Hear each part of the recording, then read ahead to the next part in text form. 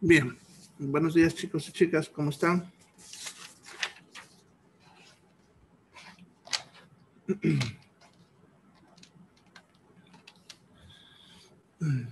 ¿Qué dudas han tenido? Bien, la materia de ecología no es muy compleja como han visto, es interesante, es bonita. ¿Ya? Bueno, con lo que van a ver hoy día va a terminar ahí. ¿Ya? Sin embargo, hay algunas preguntitas que me han hecho a través de la plataforma. No está aquí en el chat, así que vamos a ir respondiendo esas primero y luego las que van escribiendo en el chat. ¿Ya? Bien, la primera pregunta, bueno, las preguntas ya me piden que les explique de nuevo lo que es la biomagnificación, ¿ya? Y cómo afecta al ser humano. Bien, el mejor ejemplo para explicar la biomagnificación es lo que pasa con el mercurio, ya en los ríos del Amazonas, que es donde se los ha estudiado más. Sucede que el mercurio es una sustancia que se usa para el proceso de limpieza del oro. ¿Ya? Lo usan para purificar el oro. ¿Ya? Está prohibido la limpieza de oro con mercurio, ¿ya? A menos que tengan formas de recuperar el mercurio. ¿Ya? El problema está que en todo el río del Amazonas, y eso incluye Bolivia, Brasil, Perú, Ecuador, etcétera, varios ríos que desembocan en el Amazonas, hay la minería ilegal del oro, donde personas sin permisos estatales y otras cosas en todos estos países que he mencionado van a sacar oro de los ríos. ¿Ya? Entonces, para tratar de magnificar sus gastos, si ustedes quieren, usan el mercurio para poder limpiar rápidamente el oro. El problema es que ese mercurio se va perdiendo en el agua del mismo río. O sea, no lo recuperan como deberían hacerlo. Total, como son ilegales, no les importa. ¿Ya? Ahora, ese mercurio se va disolviendo en el agua del río, ya quedando en concentraciones muy pequeñitas, que no son tóxicas en esas concentraciones, de tal manera que consumir esa agua no te intoxicaría con mercurio, porque la cantidad es muy pequeña. Ya. Ahora, el problema está en que los seres vivos microscópicos que hay en el propio río van a absorber este mercurio en cantidades también muy pequeñas, pero tampoco en cantidad como para causarles un daño, sino en cantidades pequeñitas. Ahora, otro animal, que hay variedad de animales que hacen eso, pero pongámosle un pescado que se alimenta de estos seres vivos microscópicos, va a ir comiéndolos y va introduciéndose mercurio, ya también en pequeñas cantidades y que se van a ir acumulando en su cuerpo de este animal. Ponle un pescado pequeño.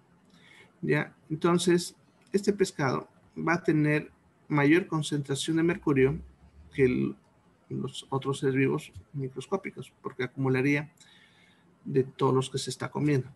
¿Ya? Pero tampoco alcanzaría una cantidad tóxica para él. Por lo tanto, este pescado no le afectaría en nada. ¿Ya? Ahora, suponiendo que hubiese otros más de esta misma especie, de este mismo pescado pequeño, que hagan lo mismo, ¿ya?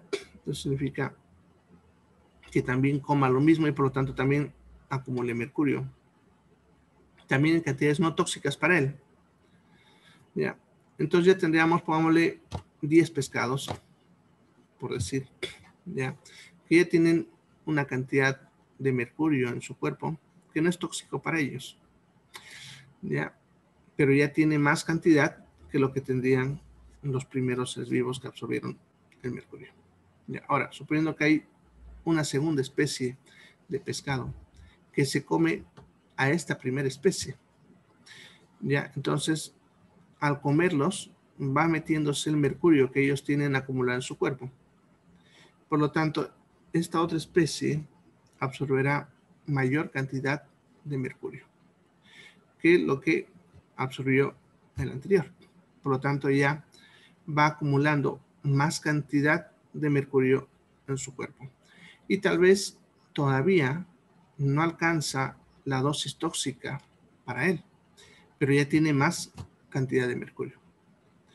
Suponiendo una tercera especie que se coma esta segunda y tal vez la primera también, entonces va a absorber mayor cantidad de mercurio.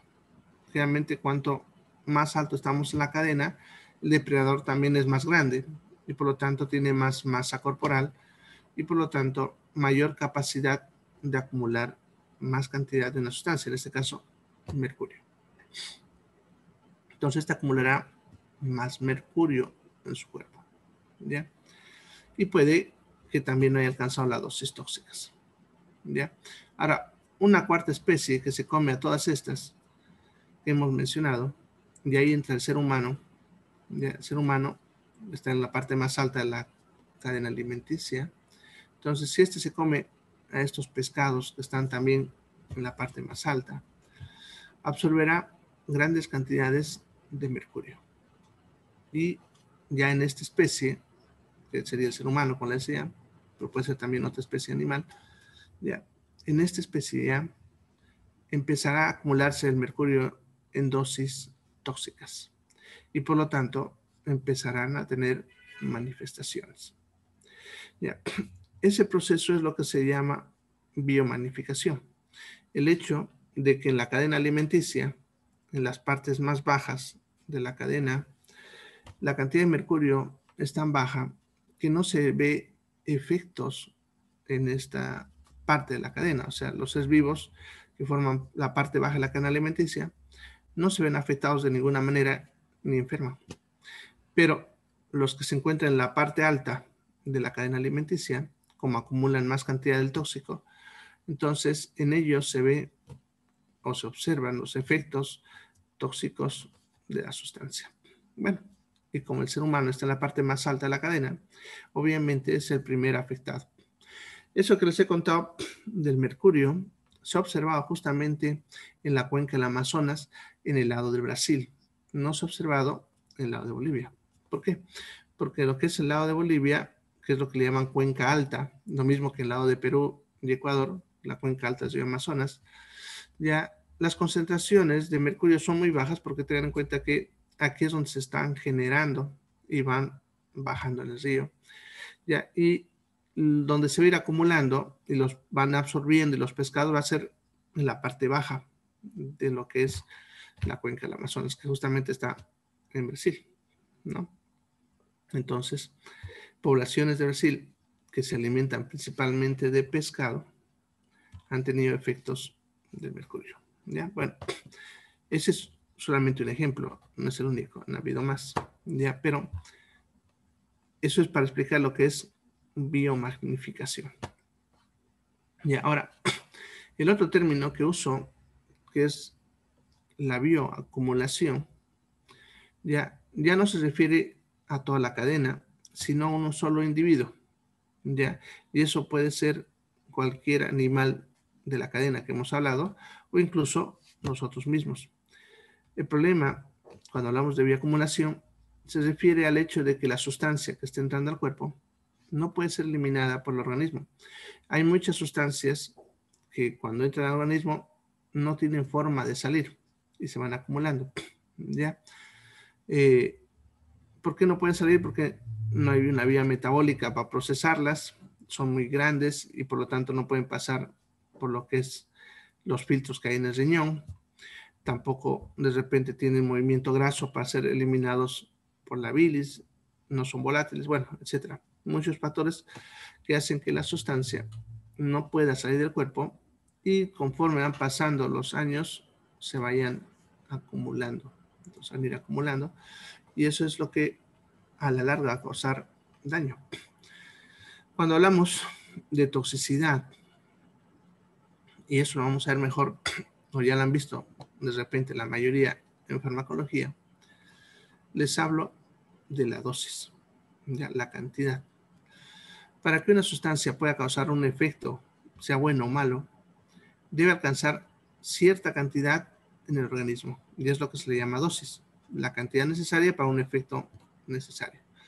Ya, entonces, cuando nosotros alcanzamos cierta cantidad de una sustancia, vamos a observar sus efectos, que pueden ser efectos buenos en caso de algunos medicamentos, pero también pueden ser efectos peligrosos, dañinos, molestos o incluso mortales.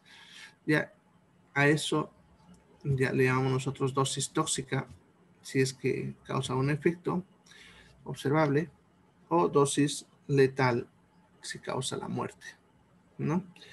Entonces, para producir un efecto necesitamos cierta cantidad. Mientras no alcancemos esa cantidad, no vamos a desarrollar ningún efecto. Ya, entonces, cuando hablamos de bioacumulación, si esa persona en el transcurso de su vida, le absorbió plomo, ya, que es tóxico, como hemos visto, pero en toda su vida, ese plomo que fue absorbiendo, ya en cantidades pequeñas, nunca alcanzó la cantidad necesaria para producir un efecto, o sea, la dosis adecuada, entonces puede que esa persona nunca tenga manifestaciones de la enfermedad producida por intoxicación por plomo. En otras palabras, tenga una vida sana, mientras no alcance esa cantidad. Ya, ahora, puede que alcance esa cantidad de forma muy lenta o de forma muy rápida. Eso dependerá mucho de las cantidades que va absorbiendo. Ya, pongámosle que en lo que va tomando en el agua o en las comidas que va ingiriendo, entran pequeñas cantidades, pero de repente esas cantidades, en 20 años de consumirlos así diariamente, recién alcanza la dosis tóxica. Entonces esa persona, recién después de 20 años de haber estado consumiendo todos los días cantidades pequeñas, empezará a manifestar la enfermedad producida por intoxicación por plomo. Antes de eso, aparentemente estaba sano. ¿Ya? Ahora, si pongámosle que en unos 4 vasos de agua que tomó en una semana consumió suficiente cantidad como para alcanzar la dosis tóxica, entonces en esa semana siguiente empezará a presentar los síntomas de intoxicación. ¿Ya? Entonces, el hecho de que una sustancia pueda alcanzar a hacer daño depende, como están viendo, de la cantidad que pueda haber en lo que estamos ingiriendo y el tiempo que se consumió. Puede que la cantidad que estamos ingiriendo diariamente sea tan pequeña que probablemente su dosis tóxica la alcance recién cuando cumplamos 150 años.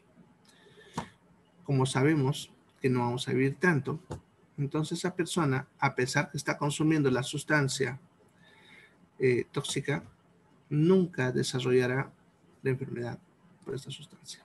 ¿Ya? Entonces es importante entenderlo. Y ahí viene algo que explico hoy día, que lo van a ver en el video de hoy, que les puedo adelantar un poquitito, porque seguro van a quedar un poco en duda. Lo que se conoce como ingesta diaria admisible. ¿Ya? La ingesta diaria admisible es la cantidad de una sustancia que pudiese yo consumir diariamente y que no me causaría daño, aun cuando lo consumiese en esa cantidad durante toda mi vida. Y eso es calculado a 100 años, que en teoría es la edad en la que nosotros pudiésemos alcanzar de vida, ¿no? Ya, obviamente nuestra esperanza de vida está alrededor de los 74, así que muy pocos llegan a los 100, incluso algunos autores para mayor seguridad creen que es mejor calcularlo a mayor tiempo, 150 años, 200 años. Ya. Bueno. A ver, un momentito.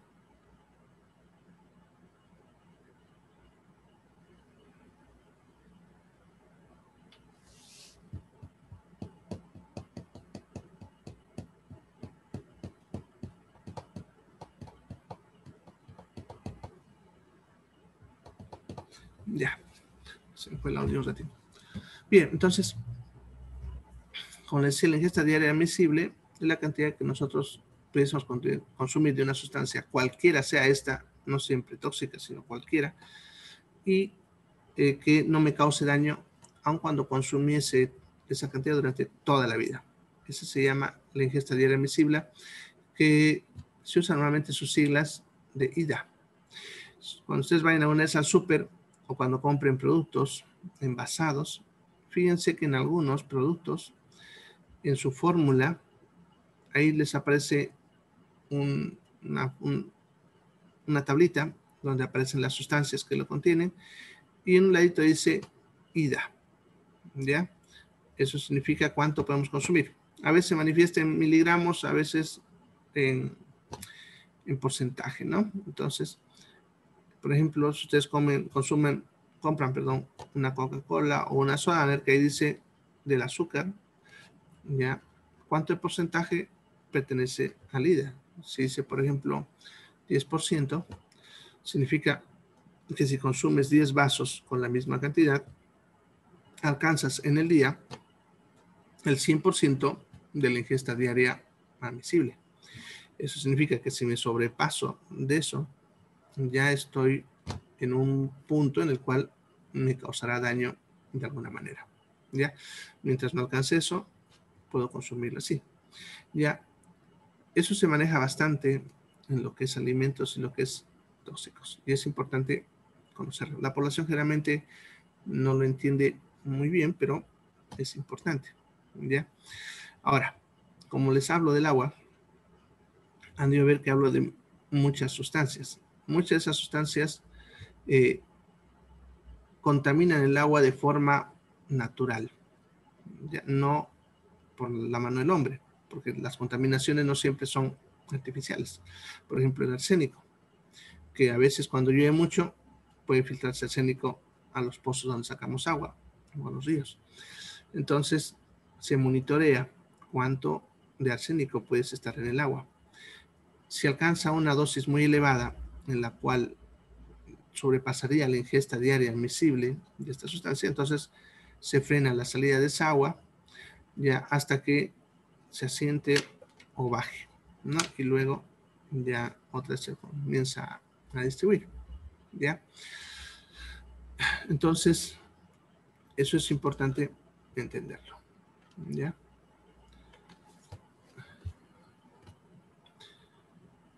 Sí, cuando hablamos de bioacumulación, ya no solamente nos refiero al ser humano, sino es a todas las especies. Ahora, recordando lo que me estás preguntando, existen en la naturaleza algunos animales que a veces reaccionan más rápido a una sustancia tóxica en cantidades muy pequeñas. A estos nosotros le llamamos biomarcadores. Por ejemplo, un pescadito pequeñito en un río que empiece a morirse, por más que todo lo demás esté bien, nos puede estar indicando que hay una sustancia tóxica no detectada en esa agua. Ya estos animalitos que responden rápidamente les llamamos biomarcadores porque nos indicarán que estamos ante la presencia de un probable desastre ecológico. ¿Ya? Hay muchas especies que los tenemos así y que cuando empiezan a morir nos llaman mucho la atención. ¿Ya? Bien. Entonces, también en el video de hoy les hablo sobre lo que son los tóxicos Noel. Bueno, ¿qué es Noel? Noel es el nivel donde no se observa sintomatología, ¿ya?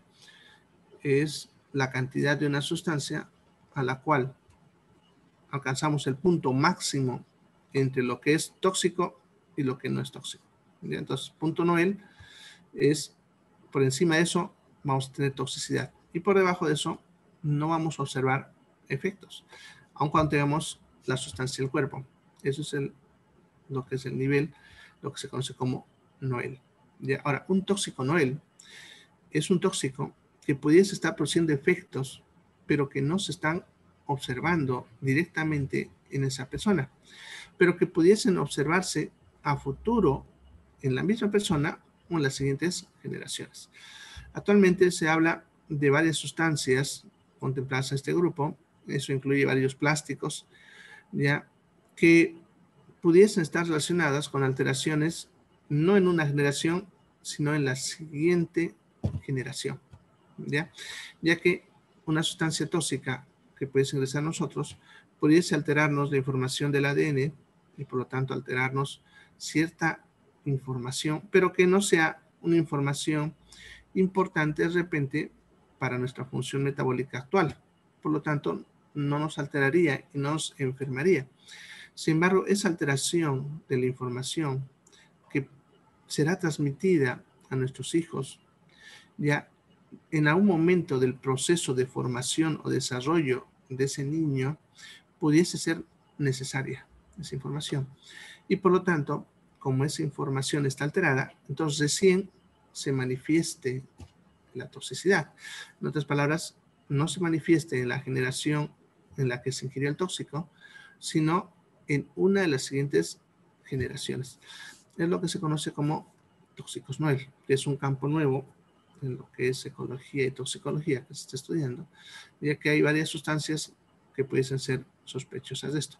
El problema es que un estudio para determinar un tóxico Noel es un estudio bastante largo, ya que se dan cuenta, incluye un estudio de varias generaciones, lo cual es bastante difícil, obviamente, porque ningún científico vive 2 o 3 generaciones, ¿no? Entonces, simplemente es información que tiene que ir pasándose en la cadena del conocimiento e ir capturando. Que eso se puede, pero es bastante lento, ¿no? Bien, eso entonces un poquito aclararles lo que hablo hoy día sobre tóxicos Noel en el video de hoy y en base a lo que también me estaban preguntando ayer de bioacumulación y biomagnificación. Bien, preguntas. A ver.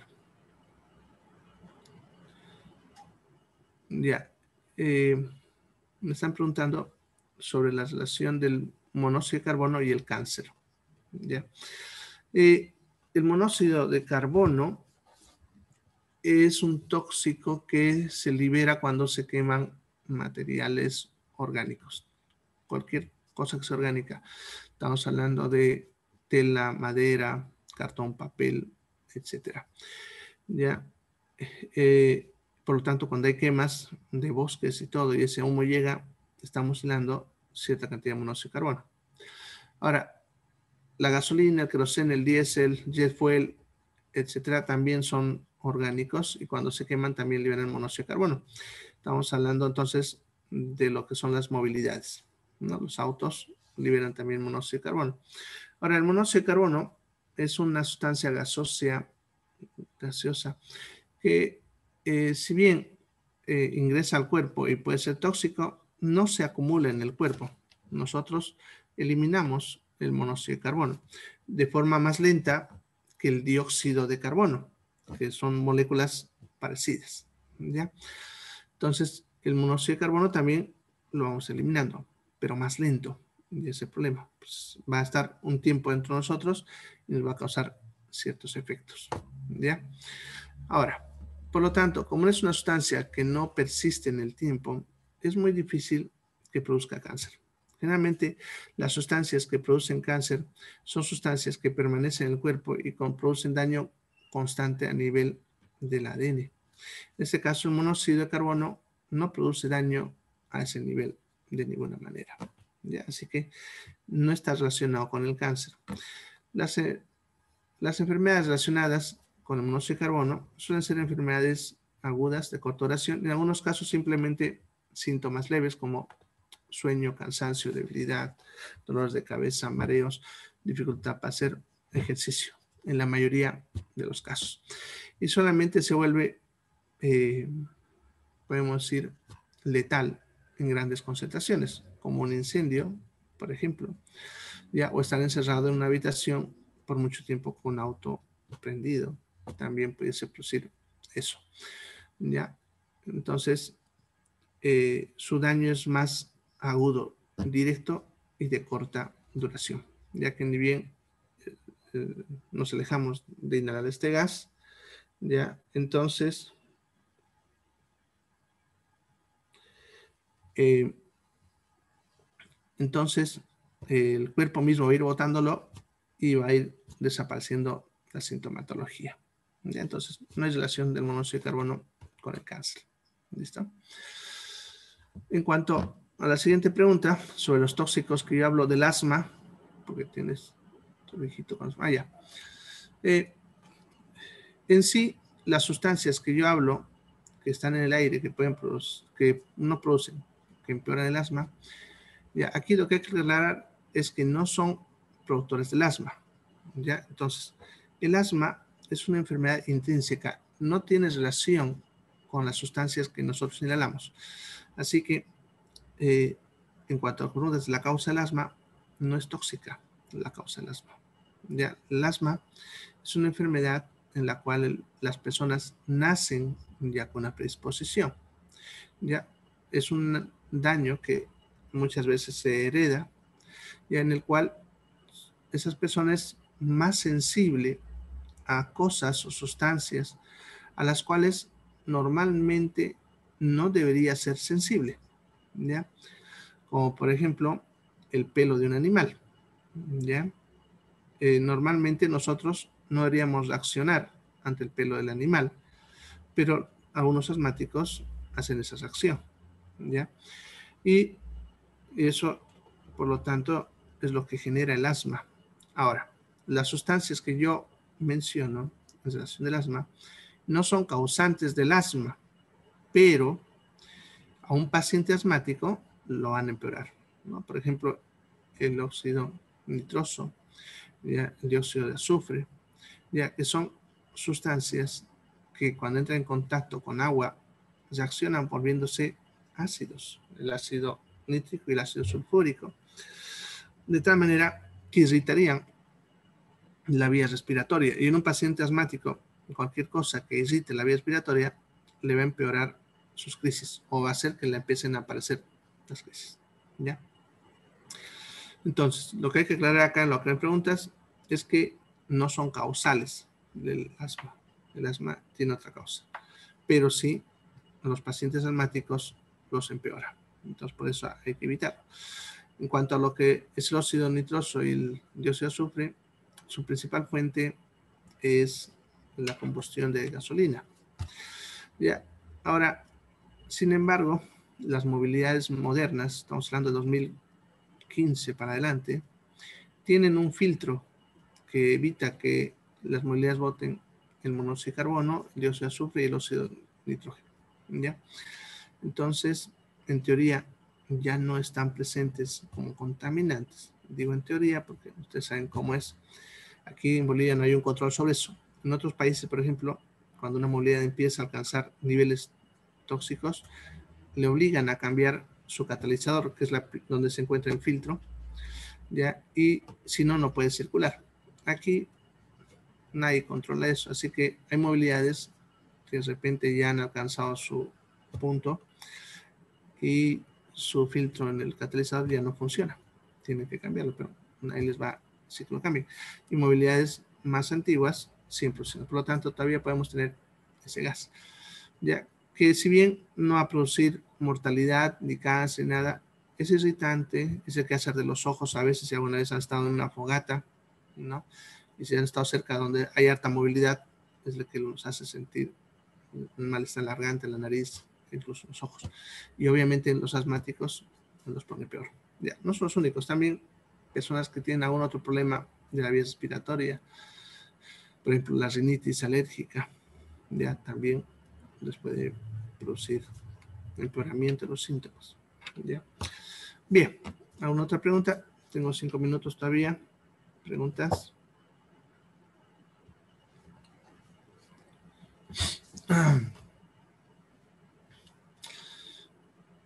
Bueno, como no hay preguntas, le explicaré un poquito del examen para los nuevos.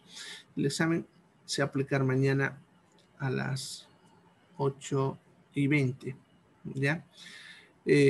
Normalmente yo lo programo para que se publique a las 8:15, ¿ya? porque en algunos tarda unos minutos todavía hasta que lo actualicen todo. Entonces, para que esté disponible a las 8:20 para todos, ¿ya? Entonces, no entren antes de esa hora, no van a poder. A las 8:20 entren, ¿ya? Y les va a abrir un cuestionario que es más largo de los que hacen a diario, ¿ya? Y tienen un tiempo limitado, que son 60 minutos. A las 9:20 se cierra. Si ustedes no han dado a enviar hasta ese momento, ya, si no le han dado hasta ese momento, entonces ya no van a poder enviar, ¿ya? Y obviamente su nota quedará con 0, ¿ya?